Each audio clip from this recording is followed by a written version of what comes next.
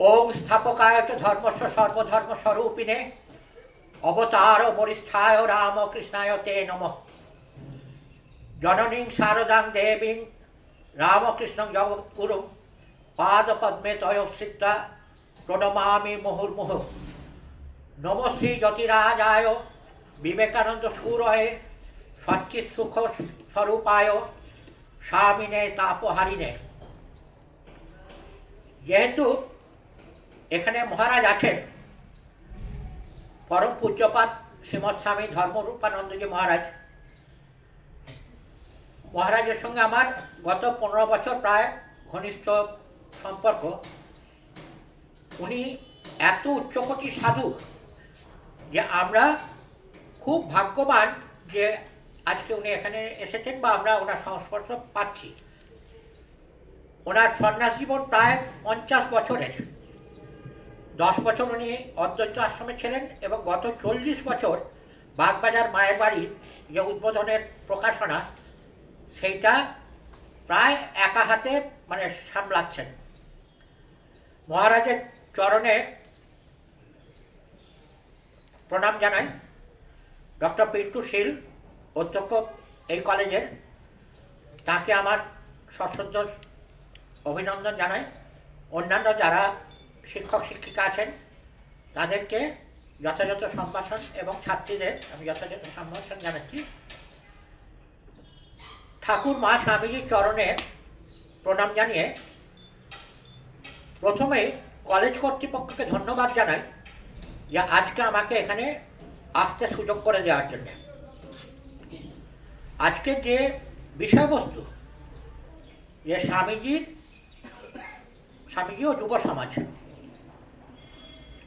সেইটা বলার আগে যেহেতু এটা খুব ঘরোয়া অনুষ্ঠান বা আমরা ঘরোয়া লোক, আমি একটু এই যে 3টে প্রণাম মন্ত্র বললাম, এই 3টে প্রণাম মন্ত্র সম্বন্ধে একটু তোমাদের, কেননা তোমাদের আমি তুমিই বলছি, তোমরা ভবিষ্যতে সমস্ত কেউ শিক্ষিকা হবে, কেউ অধ্যাপিকা হবে বা অন্য কিছু ইয়েতে জগতে যাবে, তা একটু এই জিনিসটা জানার জন্যে এই যে প্রণাম মন্ত্র, এইটি স্বামীজি রামকৃষ্ণপুরে, হাওড়া রামকৃষ্ণপুরে নবগোপাল ঘোষ বলে এক ভক্তের বাড়িতে 1306 বঙ্গাব্দের 26শে ফাল্গুন, যতদূর মাঘ, যতদূর আমার স্মরণে হয়, মাঘী পূর্ণিমার দিন বেলুমঠ থেকে রামকৃষ্ণপুর ঘাটে এসে সেখান থেকে মানে ঘোড়া গাড়ি রাখা ছিল, কিন্তু উনি পায়ে হেঁটে খোলখড়তাল বাজিয়ে ওই বাড়িতে গিয়ে ওনাদের যে ঠাকুরের মন্দির প্রতিষ্ঠা হয়েছিল সেইটায় উনি প্রণাম করে ওইখানেই রচনা করেছিলেন এই ওং স্থাপকায় চ ধর্মস্য সর্বধর্ম স্বরূপিণে অবতার বরিষ্ঠায় রামকৃষ্ণায় তে নমঃ। তিনি ঠাকুরকে অবতারের বরিষ্ঠ বলছেন। এইটা স্বামীজির রচনা। দ্বিতীয় যে প্রণাম মন্ত্রটি মায়ের সম্বন্ধে, সেটি স্বামী অভেদানন্দ স্বামীজিদের সঙ্গে 16 জন ঠাকুরের পার্ষদ ছিলেন, স্বামীজিকে বাদ দিয়ে আরও 15 জন। আমি বিস্তারিত নামগুলো এক্ষুনি মানে অত যাচ্ছি না। তার মধ্যে যারা মানে খুব বিখ্যাত ছিলেন বলতে গেলে স্বামী ব্রহ্মানন্দ, স্বামী বিজ্ঞানানন্দ, স্বামী অখণ্ডানন্দ, এরকম। এইটা ছিল অভেদানন্দজির রচনা। অভেদানন্দজিও তাকে কালী বেদান্তি বলা হতো। বেদান্তের একটা বিশাল মানে পাণ্ডিত্য ছিল। স্বামীজির সঙ্গে যারা ছিলেন, ঠাকুর যে এনেছিলেন, একা তো কোনো, স্বামীজি যেটা করে গেছেন, কি করেছেন, এই যুব সমাজকে জাগাতে এসেছিলেন। এই যুব সমাজকে জাগাতে গেলে এটা আমার যেটা মানে এই নিয়ে যেটুকু চর্চা, যেটুকু আমার মনে হয়েছে, আমার মনে হয় যে এই সব ব্যাপারটা অবতার মানে কি, যারা অবতরণ করেন, এই অবতার কারা, সেই বুদ্ধ, যিশু, শ্রী চৈতন্য, রামকৃষ্ণ, এই সমস্ত, এবং সর্বশেষ অবতার আমাদের এখন রামকৃষ্ণ। এই রামকৃষ্ণদেব তিনি আসবার আগেই পুরো একটা, যেন কোনো সিনেমা ডাইরেক্টর বা নাটকের যিনি তৈরি করবেন, তিনি যেমন পুরো নাটকটাকে সাজিয়ে নেন, ইনিও পুরো নাটক সাজাবার একদম সব ছক শেষ হয়েছে। কাকে দিয়ে কি করাবেন না করাবেন সব ঠিক করা ছিল। আসবার আগেই, ঠাকুরের মানে ধরাধামে আসার আগে, তিনি ওই যে সমস্ত ঋষিদের মধ্যে ছিলেন, সেখানে এক ঋষিকে বলছেন যে আমি যাচ্ছি, তুমি এসো। এবার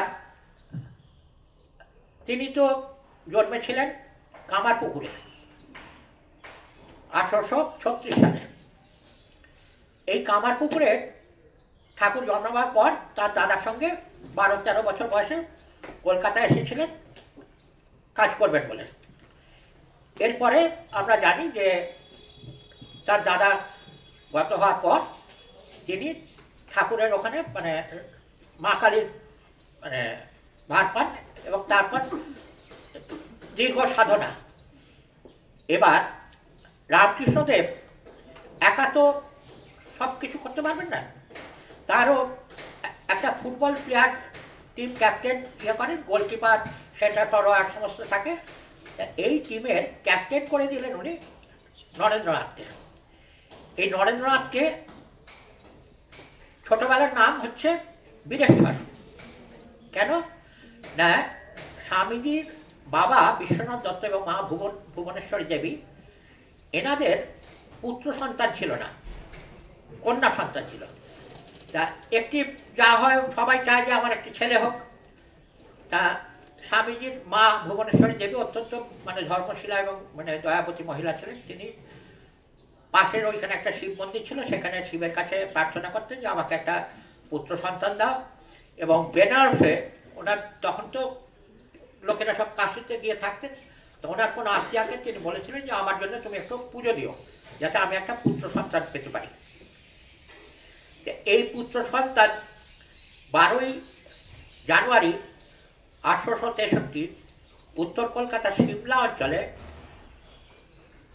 যেদিন ভূমিষ্ঠ হলেন, ওই বাড়িতে যখন 7 বেজে উঠল, পাড়ার সমস্ত লোক, তখনকার তো এত মানে আরবানাইজেশন বা নগরায়ণ হয়নি, কলকাতাও ছিল গ্রামের মতন।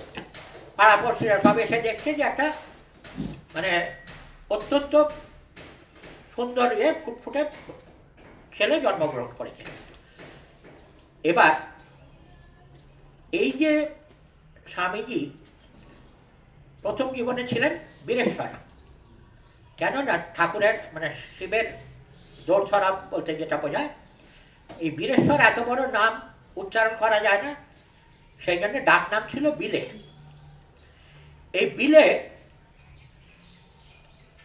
তিনি খুব একদম ছোটবেলার যে ঘটনাগুলো আমরা জানি, সেটার মধ্যে কতগুলো জিনিস মানে মর্নিং সোজলি ডে বলে না, বা ঘুমিয়ে আছে সব শিশুর পিতা সব শিশুদের অন্তরে, এই বিলে মানে একদম শৈশব অবস্থায় তিনি ধ্যান খেলা করতেন।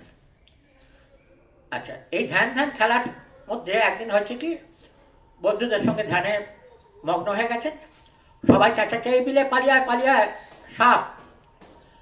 উনি ধ্যানে এতই মগ্ন যে ওইটা শুনতেও পাননি। আর বললাম তো নাটকের তিনি সব ঠিক করে রেখেছেন, ওই সাপটাও ওনাকে কিছু না করে আস্তে আস্তে পাশ দিয়ে চলে গেছে। এটি একটি ঘটনা ছোটবেলার। আচ্ছা, যখন বাড়িতে ছোট্ট বিলে দিদিদেরকে বিরক্ত করার জন্যে ইচ্ছে করে করতো কি, একটু নর্দমার কাছে চলে যেত, যাতে দিদিরা শুনে চান করতে হবে জানে, এরকম দুষ্টুমি করতেন। বন্ধুদের নিয়ে যখন খেলা করতেন, তিনি কিন্তু সবসময় ওই খেলার মধ্যে রাজা সাজতেন। এই যে ছোটবেলা থেকে নেতৃত্ব দেওয়া, এইটা জন্মগত। মানে স্বামীজিকে তো আমরা অ্যাকচুয়ালি, স্বামীজি হচ্ছেন শিবের অবতার, মানে সপ্ত ঋষির এক ঋষি। তা সেই স্বামীজি যখন মানে পরে স্বামীজি হয়েছেন, তার আগে এই যে ছোটবেলাটা, সেইটা যদি আমরা না জানি তাহলে কিন্তু আমরা মানে মূল্যায়ন করতে পারবো না। এই ছোটবেলায় তখন ওনাদের বাড়িতে, ওনার বাবা যেহেতু মানে ব্যবহারজীবী ছিলেন, তখনকার আমলে বিখ্যাত ব্যারিস্টার বিশ্বনাথ দত্ত, তার বাড়িতে প্রচুর মানুষ আসতেন। এবং ওনাদের ওইখানে মানে এখন যেমন বাড়িতে গেলে চা দেওয়া হয়, সেই আমলে ওনার বিশ্বনাথ দত্তর বাড়িতে অনেক হুঁকো রাখা ছিল, 7টা 8টা 10টা হুঁকো। এই হুঁকোগুলো কি না, কোনোটা ব্রাহ্মণের জন্য, কোনোটা কাস্টের জন্য, কোনোটা শূদ্রের জন্য, কোনোটা বৈশ্যের জন্য, বা কোনোটা মুসলমানের জন্য, এরকম অনেকগুলো মানে লাল নীল হলদে সবুজ বা যে কোনো মার্ক করা ছিল যে বামুনের হুঁকো বামুন খাবে, কায়েতের মতো হুঁকো কায়েত খাবে, এরকম হতো। স্বামীজি জিজ্ঞেস করছেন ছোটবেলায়, মানে স্বামীজি মানে বিলে আর কি, আচ্ছা বিলে বলছি, কিন্তু অন্নপ্রাশনের সময় ওনার নাম হলো নরেন্দ্রনাথ দত্ত। হ্যাঁ, তখন তার মানে অন্নপ্রাশনের সময় যে নামকরণ হয় সেই নরেন্দ্রনাথ বা বিলে জিজ্ঞেস করছেন যে এই হুঁকোগুলো এতগুলো কেন। তা কেউ বলেছে হয়তো শুলে যাবে বা ওটা খেলে যাবে। তো উনি করছেন কি, একদিন ওই সব হুঁকোগুলো একটা একটা করে টেস্ট করছেন। তা ওনার বাবা হয়তো ওখান দিয়ে যাচ্ছিলেন, দেখেছেন ছেলের কীর্তি। তা বলছে কী হচ্ছে, বলছে দেখছি জাত যায় কিনা। হ্যাঁ, এই যে ছোট্ট ছেলের মধ্যে এই যে জিজ্ঞাসু যে জাত যায় কিনা, এই প্রত্যেকটা জিনিস তিনি যাচাই করে নিতেন। পাড়ায় বলেছে যে ওই গাছটায় ব্রহ্মদৈত্য আছে, উনি গিয়ে সেখানে ঘন্টার পর ঘন্টা বসে থাকছেন যে ব্রহ্মদৈত্যকে দেখবেন, যে ব্রহ্মদৈত্য আছে, সবাই ভয়ে ওখানে আর যায় না। এই বিলে যিনি পরবর্তীকালে আমাদের বিবেকানন্দ হবেন, তিনি কিন্তু এটা মানে মেনে নেননি, গিয়ে দেখছেন। মা বলেছেন যে উনি এই মহাবীর বা হনুমানের খুব ভক্ত ছিলেন, শিবের যেমন ভক্ত ছিলেন, বুদ্ধের যেমন ভক্ত ছিলেন, স্বামীজি তেমনি মানে মহাবীরের ভক্ত ছিলেন। তা ওনার মা হয়তো বলেছে যে ওইখানে ওই বনেতে হনুমান ওই মহাবীর আসেন। তো উনি ওখানে গিয়ে বাগানে, তখন তো এত মানে বাড়ি টাড়ি হয়নি, গাছপালা ছিল, বাগানে গিয়ে ঘরটা পর ঘরটা বসে আছে, এসে মাকে বলছে মা কই ইয়েতে এলো না। তো ওনার মা বলছেন তাহলে বোধহয় রামচন্দ্র কোনো কাজে পাঠিয়েছেন, আজকে হয়তো উনি আসতে পারেননি, এইরকম ছিল। এইবার লেখাপড়া তো করতে হবে, তা তিনি ভর্তি হলেন মেট্রোপলিটন স্কুলে, এবং 1880 সালে তিনি ফার্স্ট ডিভিশনে ম্যাট্রিকুলেশন পাস করলেন। তারপরে যখন বিএ পরীক্ষা দিলেন, সেই সময় ওনার পিতৃবিয়োগ হলো হঠাৎ করে। এবার একটা 1880 পরে যদি ধরে নিই আরো 4 বছর গ্র্যাজুয়েশন হতে গেছে 1884, তার মানে তখন ওনার 21 বছর বয়স। এই 21 বছর বয়সে যার মানে ছোটবেলায় বাড়িতে একটা ঘোড়া ছিল, মানে অসম্ভব তিনি বৈভবের মধ্যে মানুষ হয়েছেন। বাড়িতে কোনো মানে দীক্ষার্থী মানে কেউ ভিক্ষা করতে এলে বা কিছু বৈষ্ণব বা তিনি মায়ের শাড়ি এসব দিয়ে দিতেন। হ্যাঁ, মা বিরক্ত হয়ে শেষকালে একদিন ঘরে বন্ধ করে রেখেছেন, দোতলার উপরে বন্ধ করে রেখেছেন। তো এরকম রাস্তার ধারে ঘর, জানলা খুলে দেখতে একদিন ডাকছে মা দেবে কিছু। সেই ছোট্ট বিলে মায়ের ওই ট্রাঙ্ক থেকে দেখেছে একটা কাঠের বাক্স ছিল, ওখানে শাড়ি ফাড়ি নিয়ে জানলা দিয়ে দিচ্ছেন। এই যে ছোটবেলার এইটাই বড় হয়ে তিনি 1880 সালের পর যখন এই গ্র্যাজুয়েশনের পরে বাবা মারা গেলেন, তখন হলো কি ওনার মানে একটা মাথায় বাজ পড়া যেটা বলে আর কি, সেই রকম একটা অবস্থা হলো। এবং সেই সময় ধরুন তখনকার আমলের গ্র্যাজুয়েট, তাকেও কিন্তু একটা চাকরির জন্যে দৌড়ে দৌড়ে ঘুরতে হয়েছে, এবং এমন একটা অবস্থা গেছে এক সময় যে ওনাদের মানে আক্ষরিক অর্থে বাড়িতে হাঁড়ি চড়তো না বলতে গেলে, বুঝতে পারছেন সেই যে দুর্যোগের অবস্থা। সেই সময় বাড়িতে মাকে বোনেদের বলে যেতেন, আরও 2 ভাই ছিল, মহেন্দ্রনাথ আর ভূপেন্দ্রনাথ। তা এদের বলে যেতেন যে আমার আজকে অমুক বাড়িতে বন্ধুর বাড়িতে নেমন্তন্ন আছে বলে সারাদিন ঘুরে কোনো একটা কলে জল টল খেয়ে যা হোক করে উপোস করে হয়তো কাটাতেন। এরকম করতে করতে কলেজে স্কটিশ চার্চ কলেজে পড়তেন। হেস্টি সাহেবের কাছে শুনেছেন যে যদি সমাধি সবাইকে জিজ্ঞেস করতেন, তখন যখন এই ফিলোজফি এই সমস্ত পড়ার পরে মানে জিজ্ঞাসু সবাইকে জিজ্ঞেস করে বেড়াচ্ছেন আপনি কি ভগবানকে দেখেছেন, আপনি কি ভগবানকে দেখেছেন, যাকেই পেতেন এরকমভাবে মানে মহর্ষি রবীন্দ্রনাথের বাবা তার কাছে গেছেন, তিনিও সোজাসুজি কোনো উত্তর দেননি, বলেছেন হয়তো শেষ পর্যন্ত একদিন হলো কি মানে ওই নাটকের ঠাকুরের তখন মানে যখন দক্ষিণেশ্বরে থাকেন সেই সময় দুটো মানে শ্রেণীর লোক মানুষ ঠাকুরের কাছে আসতেন, একদল যারা গৃহী আর একদল যারা পরবর্তীকালে ত্যাগী সন্ন্যাসী হবেন। এই ত্যাগী সন্ন্যাসী যারা হবেন তাদেরকে বেশিরভাগ ওইখানে মহেন্দ্রনাথ গুপ্ত, যার মানে শ্রীম বলে পরিচিত, তিনি ছিলেন ওখানে মেট্রোপলিটন স্কুলের সঙ্গে কলেজের সঙ্গে 3টে ইনস্টিটিউশনের একসঙ্গে অধ্যক্ষ এবং খুব পণ্ডিত মানুষ। এবং একদিন তিনি মানে পারিবারিক অশান্তির জন্য আত্মহত্যা করবেন বলে গেছেন। এইরকম অবস্থায় আবার সেই নাটকের বলছি যোগাযোগ হয়ে তিনি দক্ষিণেশ্বরে গিয়ে পৌঁছন এবং 1882 থেকে 1886 16ই আগস্ট ঠাকুরের দেহ যাওয়া অবধি, তার কিছুদিন আগে অবধি, এই সময়ে প্রত্যেক শনি রোববার ওই মাস্টারমশাই দক্ষিণেশ্বরে যেতেন এবং ওনার যে সমস্ত ছাত্র বা পরিচিত ছেলেরা যাদের বুঝতেন যে এদেরকে দিয়ে ঠাকুরের কাজ হবে, সেই সমস্ত ছেলেদের নিয়ে ওখানে ঠাকুরের কাছে নিয়ে হাজির করতেন। এবার এই করতে করতে এদিকে একদিকে উনি মানে তখন বিয়ের সম্বন্ধ আসছে, হ্যাঁ, অত ভালো ছেলে, আবার এদিকে সংসার দেখতে হবে, এই করে টানা পড়ে নেয়। উনি তো ঠিক করেছেন যে মানে বিয়ে থা করবেন না। এবার মা বলছেন যে এত ঠাকুর ঠাকুর করিস, তোর ঠাকুর কি দেখছে, মানে ভাত নেই, হাঁড়ি চড়ছে না, এর অবস্থা। একদিন দক্ষিণেশ্বরে গিয়ে পাগলা ঠাকুরকে রামকৃষ্ণদেব, তাকে উনি ভীষণভাবে বাজিয়ে নিয়েছিলেন গোড়া থেকে। তাকে একদিন বলছেন যে আমার জন্য কিছু বলুন মায়ের কাছে। আচ্ছা, আমি কি দীর্ঘায়িত হয়ে যাচ্ছে? হ্যাঁ, মানে ধান মানতে শিবের গীত বলেন। এবার বলছেন যে ঠাকুর বললেন যে তুই যা, গিয়ে মাকে বল আজকে মঙ্গলবার, খুব ভালো দিন।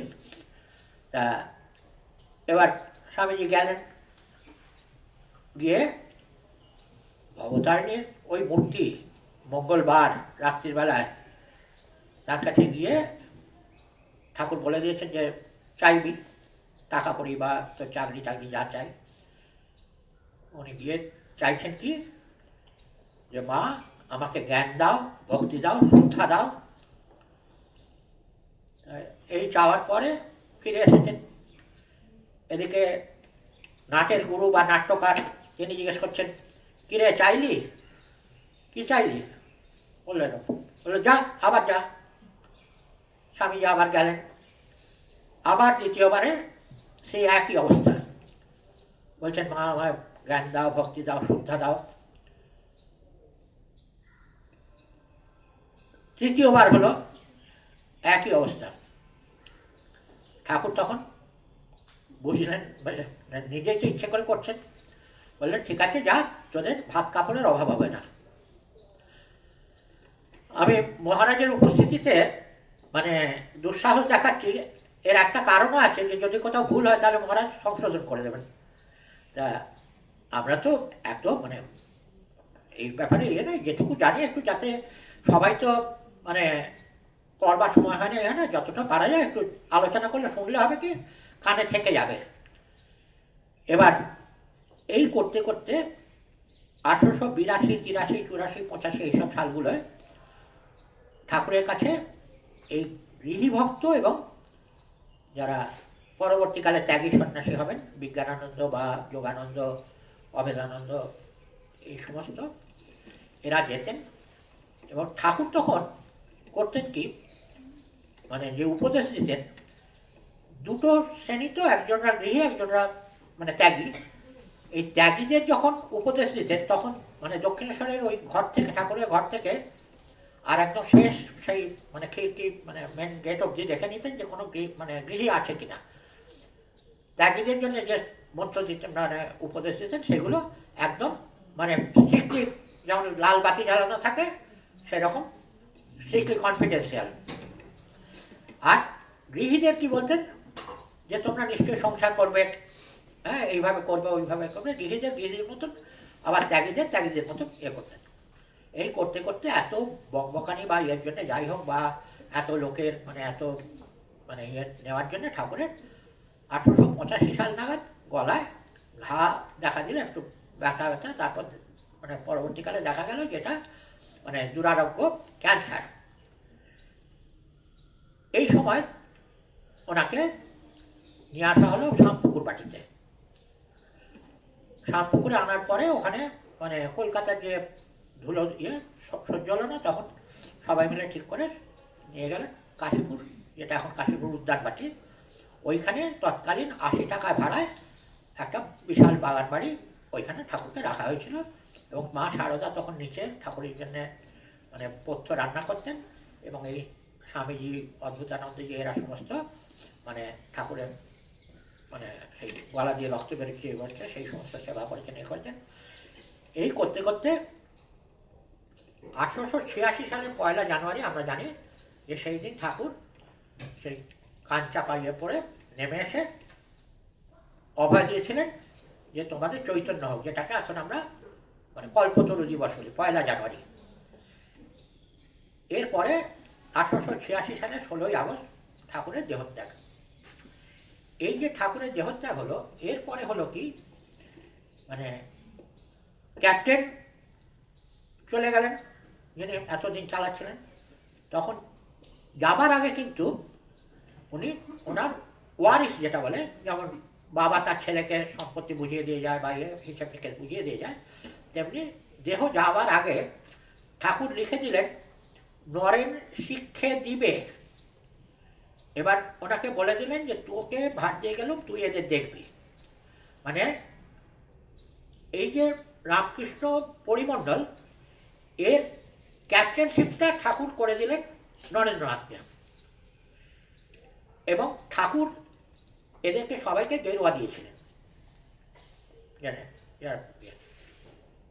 তা এরপরে এনারা যখন ঠাকুরের দেহ চলে গেল, তখন ওই বরানগর ওইখানে একটা মানে পুরো বাড়ি, সেইখানে কঠোর তপস্যা আরম্ভ করলেন সব। তৎকালীন এরা সমস্ত মানে রাখাল মহারাজ যিনি স্বামী ব্রহ্মানন্দ, যারা শিখরাকুলিনে যদি কেউ গিয়ে দেখে থাকো বাড়ি, বিশাল জমিদারের ছেলে।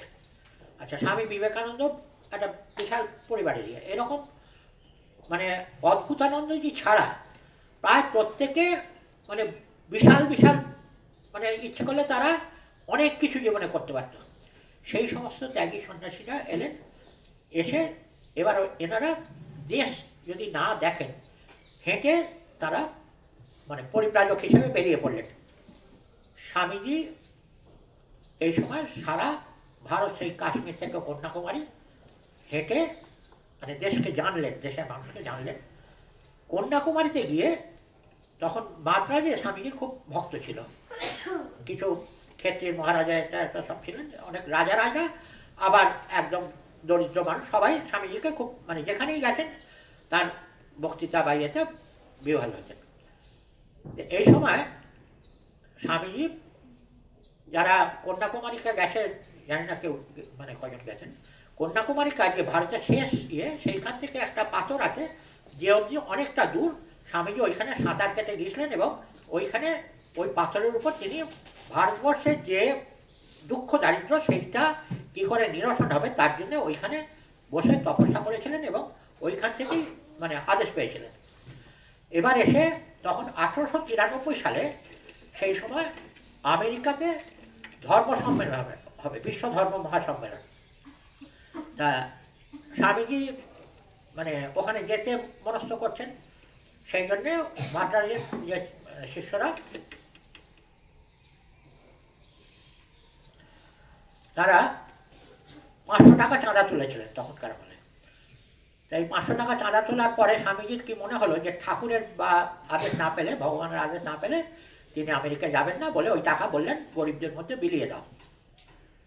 এবার দেওয়ার পরে হঠাৎ একদিন ঘুমন্ত স্বপ্নে দেখছেন যে তাঁর যে গুরু রামকৃষ্ণদেব তিনি সমুদ্রের উপর দিয়ে হাঁটছেন আর স্বামীজিকে যেন ডাকছেন, বলছেন আয়। তা স্বামীজি ওই ইঙ্গিত বুঝলেন যে ঠাকুর বলছেন যে তুই এবার পাড়ি দে, অর্থাৎ আমেরিকা যা। এইটার পরেও মানে রামকৃষ্ণ মঠ মিশনের ঠাকুরের শরীর 1886 সালে যাওয়ার পরে ঠাকুর স্বামীজিকে যেমন ভার দিয়ে গেছিলেন, তেমনি মাকেও বলে গেছিলেন যে আমি যা করেছি তার থেকে তোমাকে অনেক বেশি করতে হবে, এই ছেলেগুলো রইল। মাকে সবাই মানে রামকৃষ্ণ মঠ মিশনের একদম সুপ্রিম ইয়ে মানা হয়। স্বামীজিও হাইকোর্ট বলতেন। 1920 সাল অবধি মানে ঠাকুরের শরীর যাওয়ার পরেও 34 বছর মা ইহলোকে ছিলেন, এবং এই সমস্ত ছেলেদের ইয়েতে নানা ইয়েতে সমস্ত মানে পরামর্শ দেওয়া থেকে ইয়ে থেকে সব কিছু মানে সবাই মাকে মানে একদম মানে যেমন chief secretary, chief minister, chief justice, এরকম মানে রামকৃষ্ণ মঠ মিশনের মায়ের উপর আর কারোর কথা বলার ইয়ে ছিল, সে ব্রহ্মানন্দই হোক, স্বামীজি হোক, যে কোনো ইয়ে। তা এই সময় স্বামীজি মাকে চিঠি লিখলেন, মাত্রা ছিলেন, যে মা আপনার কি অভিমত। তা তখনকার আমলে ডাক ব্যবস্থা কিন্তু খুব ভালো ছিল। আমি স্বামীজির পত্রাবলী যদি তোমরা পড়ো দেখবে, স্বামীজি প্রায় বোধহয় বাংলা, ইংরেজি, সংস্কৃত সব মিলিয়ে 600-700 চিঠি লিখেছেন। হ্যাঁ, এই চিঠি যেখানে গেছে এবং তার উত্তর এসেছে, সমস্ত এত সুন্দর ডেলিভারি ছিল। এখন যেমন মোবাইল ফোবাইল এত ইয়ে, তখন তো এত ছিল না, কিন্তু ডাক ব্যবস্থা এত ভালো ছিল যে স্বামীজি মাকে দিয়েছেন, মা আবার উত্তর দিয়েছেন। মানে মা তো লিখতে পারতেন না, মা কোনো ভক্তকে বলতেন, তারা লিখে দিতেন, যে মা অনুমতি দিলেন। এবার হলো কি 1893 সালের স্বামীজি মুম্বাই থেকে ইয়ে করে গেলেন আমেরিকায়। সেটা পৌঁছানোর জন্য অনেক কিছু ঘটনা হয়েছিল, এত বিস্তারিত আমি যাচ্ছি না। এই 1893 সালে 11 সেপ্টেম্বর বিশ্ব মহাধর্ম সম্মেলন, যেটা সেইখানে যারা অর্গানাইজার ছিলেন ধর্ম সম্মেলনে, স্বামীজি কি বললেন, প্রথম যে লাইনটা উচ্চারণ করেছিলেন, sisters and brothers of America বলে। এইটা বলার পরেই সারা হল একদম মানে করতালিতে কয়েক মিনিট ধরে মানে হাততালি পড়েছিল। এবং পরের দিনই আমেরিকার সমস্ত খবরের কাগজে স্বামীজির ছবি দিয়ে, যে ছবিটা আমরা দেখে এই ছবিটা দিয়ে মানে সারা আমেরিকায় মানে স্বামীজি একদিনে বিশ্ববিখ্যাত হয়ে গেছিল বলতে গেলে। এই 1893 সাল থেকে এবার স্বামীজি করলেন কি, ওখানকার সমস্ত ইয়েতে ওনাকে ডাকতে আসতে স্বামীজি বক্তৃতা দিয়েছেন প্রচুর। এই বক্তৃতাগুলো দেওয়ার মাধ্যমে স্বামীজির বহু বিদেশি যারা, তারা মানে কেউ শিষ্য হয়েছেন, কেউ ওখান থেকে সাধু হয়েছেন, এবং বহু লোক, তার মধ্যে সেভিয়ার দম্পতি, ভগিনী নিবেদিতা, জোসেফাইন ম্যাকলাউ, সারা বুল, এরকম বহু মানুষ যারা বিদেশি বা বিদেশিনী, তারা স্বামীর এই কর্মধারা এগিয়ে। আর আমাদের দেশে তো মাদ্রাজ সব ছিল। 1893 সাল থেকে এরকম চলতে চলতে নিবেদিতার সঙ্গে স্বামীজির 1895 সালে সাক্ষাৎ হয়। আমি এবার স্বামীজির থেকে একটু নিবেদিতার দিকে চলে আসছি, বুঝলেন? কেন না, এটা যেহেতু মহিলা কলেজ, আমরা নিবেদিতাকে একটু জানার দরকার। এই নিবেদিতা, উনি আয়ারল্যান্ডের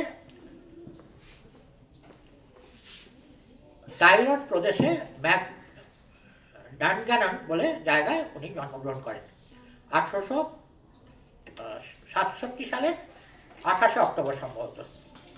আমার একটা স্মৃতি একটু ঘুম হচ্ছে, একটু ডেটটা দেখে নিই।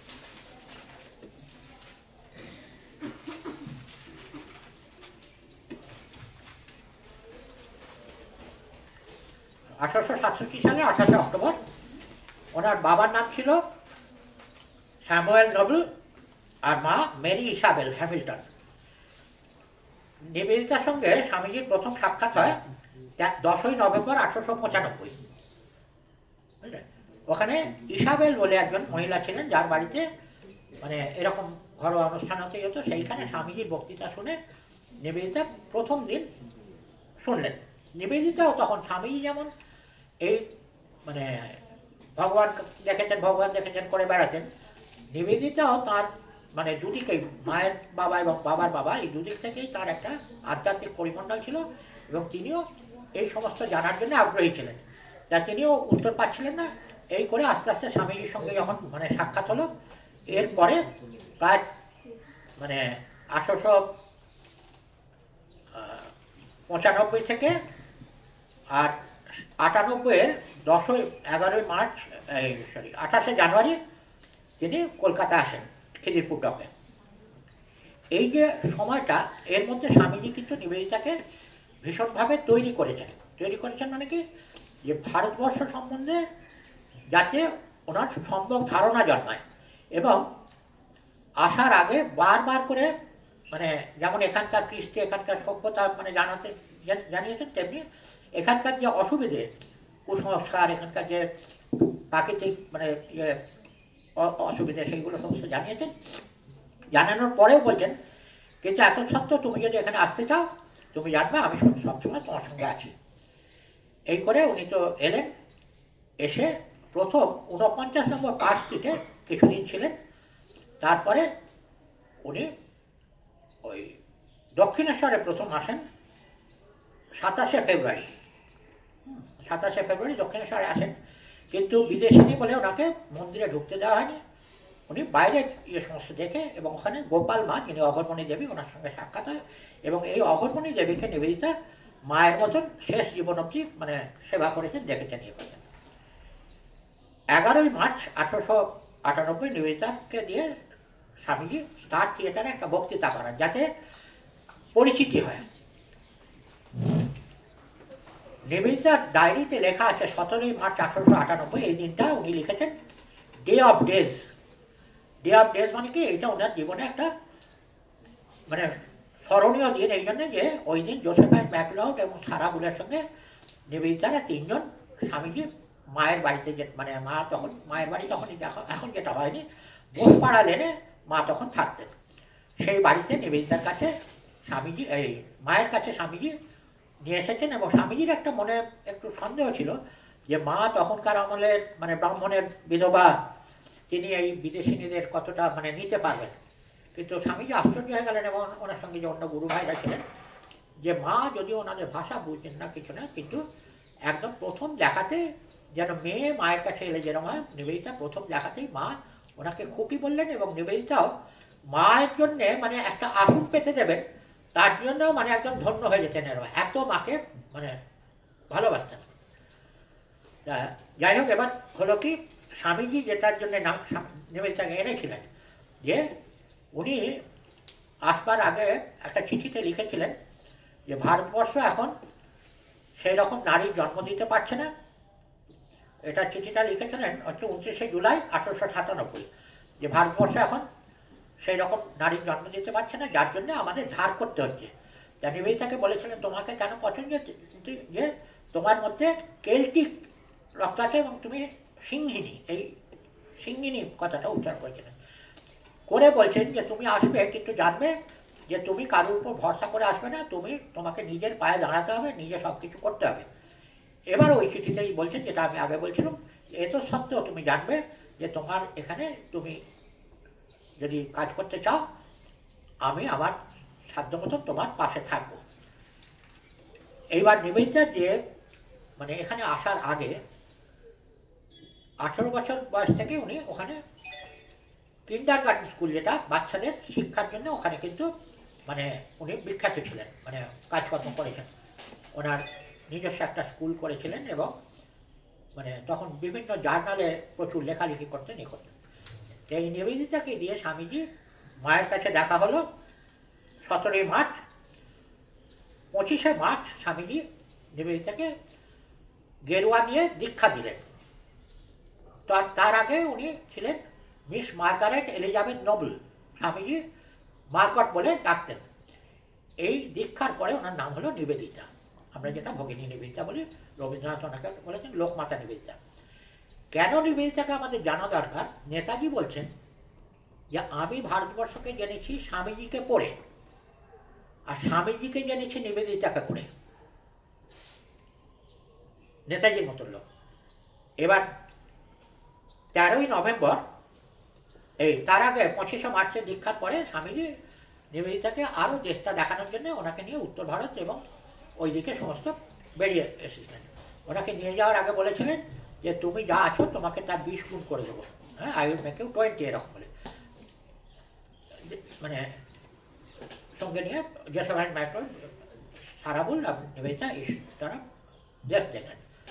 ফিরে এসে ১৩ই নভেম্বর ১৮৯৮, এখন যেটা বাগবাজার নিবেদিতা স্কুল, ওই বিদ্যালয়ের সূচনা হলো সারদা মায়ের উপস্থিতিতে। এই যে বিদ্যালয়, সারদা মা ওখানে প্রার্থনা করলেন যে এখানকার মেয়েরা যেন ধর্ম ইয়ে করে, এবং এরা যেন আগামী দিনে মানে ভবিষ্যতে একটা ভালো হয়, মানে আক্ষরিক অর্থটা আমি বলছি না। এরপরে হলো কি, নিবেদিতা যখন স্কুল করবেন, তখন তো এখনকার মতন মেয়েরা স্কুল যেত না, মানে কিছু ব্রাহ্ম পরিবারের মেয়ে হয়তো তখন যেত, কিন্তু এমনি আমাদের যারা মানে এরা মেয়েদের বলতো যে পড়াশোনা শিখলে বিধবা হবে, অমুক তো এরকম সংস্কার ছিল। তা যাই হোক, এত ইয়ে সত্ত্বেও নিবেদিতা কিন্তু ওই স্কুল করতে গিয়ে দেখলেন যে বেশিরভাগ মেয়ে অল্প বয়সে মানে বিয়ে হয়ে চলে যাচ্ছে। তখন স্বামীজি ওনাকে বললেন যে তুমি এক কাজ করো, এখানে বিধবাদের তুমি শিক্ষা দেওয়ার ব্যবস্থা করো। এই বিধবা যারা বাল বিধবা মানে বাল্য বিধবা যারা, তাদেরকে তখন ওইখানে থেকে ইয়ে করে, এবং নিবেদিতা ওই ওদের জন্যে নিজেও একদম মানে হিন্দু ব্রাহ্মণ যেরকম মহিলা ইয়ে করেন সেইভাবে হবিষ্য করা বা ইয়ে করা, এইভাবে জীবনযাপন করেছেন। এবং নিবেদিতার যেটা ইয়ে যে স্বামীজির যে ধ্যান ধারণা, এইটা স্বামীজির দেহ যাওয়ার পরে স্বামীজি যেহেতু বলেছিলেন যে রামকৃষ্ণ মঠ মিশনে কোনো ডাইরেক্ট পলিটিক্স করা চলবে না, এবং নিবেদিতা যেহেতু রামকৃষ্ণ মিশনের মানে রেকর্ডেড সন্ন্যাসিনী ছিলেন, সেই জন্য ওনার দেহ যাওয়ার পর স্বামী ব্রহ্মানন্দজি এবং শারদানন্দজি তখনকার যারা ইয়ে ছিলেন তাদেরকে মানে খুব সম্মানের সঙ্গে এ করে বললেন যে মহারাজ, আমি যেহেতু মানে বিপ্লবী মানে ইয়ে করতে চাই, রাজনীতি করতে চাই, সেই জন্য আনুষ্ঠানিকভাবে রামকৃষ্ণ মঠ মিশনের সঙ্গে তিনি সংসদ ত্যাগ করলেন। কিন্তু তার শরীর যাওয়া মানে 1911 সাল অবধি রামকৃষ্ণ মঠ মিশনের সমস্ত সাধুরা ইয়েরা তারা যথেষ্ট মানে যোগাযোগ ছিল এবং সম্মান ছিল। নিবেদিতার যেটা মানে অবদান সেটা হচ্ছে যে এক তো ধরো মানে স্ত্রী শিক্ষা, এবং ভারতবর্ষকে উনি মানে কিভাবে নিজের করে নিয়েছিলেন সেইটা তোমরা যতটা নিবেদিতার জীবনী মানে যদি পড়ো দেখবে যে মানে দিন নেই রাত নেই। মানে 1899 সালে যখন বাগবাজারে প্লেগ হয় সেই সময় স্বামীজি মানে বলেছিলেন যে আমি বেলুড় মঠের জমি বিক্রি করে দেবো। তা মা বারণ করেছিলেন যে না, সেটা করতে যাও না। তো যাই হোক, নিবেদিতা তখন ওই স্বামীজির নেতৃত্বে যে সেবা কাজ চালিয়েছিলেন সেইটা একটা অসাধারণ মানে রেকর্ড করার মতো জিনিস। যাই হোক, আমি যেটা মানে শেষ করব যে স্বামীজিকে জানতে গেলে আমাদের প্রথম যেটা দরকার সেটা হচ্ছে স্বামীজি সম্বন্ধে পড়া। এবং এই পড়ার মানে তোমরা যদি এখন থেকে একটু একটু করে শুরু করো, মানে 80 বছর বয়স অবধিও যদি পড়ে যাও তাহলেও কিন্তু শেষ করতে পারবে না। কেননা এই রামকৃষ্ণ বিবেকানন্দ ভাব আন্দোলন এত ছড়িয়ে গেছে, এত রকমের ব্রাঞ্চ, হ্যাঁ, কিন্তু তা সত্ত্বেও মানে আমাদের চেষ্টা করে যেতে হবে যে আমাদের এই মানে জীবনটা ক্ষণস্থায়ী। যতক্ষণ আমরা প্রাণ আছে ততক্ষণ স্বামীজি যে 1897 সালের 1 মে স্বামীজি যে সমস্ত গুরু ভাইদের নিয়ে এবং মানে গৃহীদের নিয়ে রামকৃষ্ণ মিশনের প্রতিষ্ঠা করেছিলেন, যেটা আজকে রামকৃষ্ণ মঠ মিশন সারা পৃথিবীব্যাপী, সেইখানে তার ইয়ে ছিল কি আত্মনম মুখ্যার্থ জগদ্ধিতায় চ। হ্যাঁ, স্বামীজি বললেন কি যে ত্যাগ আর সেবা এইটাই হবে আমাদের উদ্দেশ্য। এই উদ্দেশ্যে স্বামীজি যুবকদের কেন ডাকলেন, যে যুবকরা বলছেন ঠাকুর বলে গেছেন যে আমি ছোকরাদের অত ভালোবাসি কেন না, ওরা হচ্ছে খাঁটি দুধ, একটু ফুটিয়ে নিলেই ঠাকুরের সেবায় চলে। কাজে কাজে এই যে যুব সমাজ, এই যে স্বামীজির যে কথা যে এক পক্ষী মানে ডানা, একটা ডানা যদি কোনো পাখি যেমন উঠতে পারে না, তেমনি সমাজে স্বামীজি যখন আমেরিকা দেখেছিলেন যে ওখানকার আমেরিকা ইংল্যান্ডের সমস্ত মেয়েরা তারা নিজেরা অফিস যাচ্ছে, বাড়ি সামলাচ্ছে, স্কুল কলেজের শিক্ষকতা করছে, ইয়ে করছে, তখন তার যে প্রাণ কেঁদেছিল সেইটার জন্য স্বামীজি কী চেয়েছিলেন যে ভিখিরির মতন নয়, ওখানে কী চাইলেন, ওদের কাছে চাইলেন যে তোমরা এসে আমাদের এইগুলো দাও, আর বদলে কি যে আমাদের যে এখানকার যে প্রাচীন ঐতিহ্য, এখানকার যে বেদ পুরাণ উপনিষদ, সেইগুলোকে স্বামীজি মনের বেদান্তকে ঘরে আনলেন, বাইরে আনলেন। কেন না, এর আগে ভারতবর্ষের যে এই সমস্ত সাধু সন্ন্যাসীরা এরা গুহাতে ইয়েতে বাস করেছে, জনসংযোগ ছিল না। স্বামীজি কী করলেন, এই যে রামকৃষ্ণ মঠ মিশন এইটা এখান দিয়ে করলেন কি যে একদল এমন মানে ব্যান্ড অফ ইয়ার সাধু তৈরি করবেন যারা সমাজের শিক্ষা, ধর্ম, মানে স্বাস্থ্য সমস্ত রকম ইয়েতে তারা অগ্রণী হবে। এবং তারা কিন্তু মানে ভোর 4টে থেকে উঠে তাদের মন্দিরে যেতে হবে, যার ডিউটি লাইব্রেরিতে সে 8টাতে 8টায়, যার ডিউটি ফল কাটা সে ফল কাটে, সবটাই ঠাকুরের কাজ, ঠাকুরের সেবা, এই বলে রামকৃষ্ণ মঠ মিশনের যে মানে সাধুরা তারা করেন। এবার তার সঙ্গে সেই তখনকার আমল থেকে বহু গৃহী মানে ছিলেন পার্ষদ, মানে গৃহী ভক্ত, যাদের মধ্যে অন্যতম হচ্ছেন বলরাম বসু, নবকুমার ঘোষ, সুরেন্দ্রনাথ মিত্র, রামচন্দ্র দত্ত ইত্যাদি। এদের সবটা মিলে আজও অবধি দুটো ডানার মতন রামকৃষ্ণ মঠ মিশনের একদিকে মানে ভক্তরা আছেন আর একদিকে সাধু সন্ন্যাসীরা আছেন। এই যে রামকৃষ্ণ মঠ মিশনের স্বামীজির যে চিন্তাধারা, স্বামীজির যে আদর্শ, সেইটাকে আমরা আমাদের সাধ্য মতন আমরা প্রত্যেকে যে যেখানে আছি আমরা চেষ্টা করব যে পরের জন্যে প্রাণ দিতে।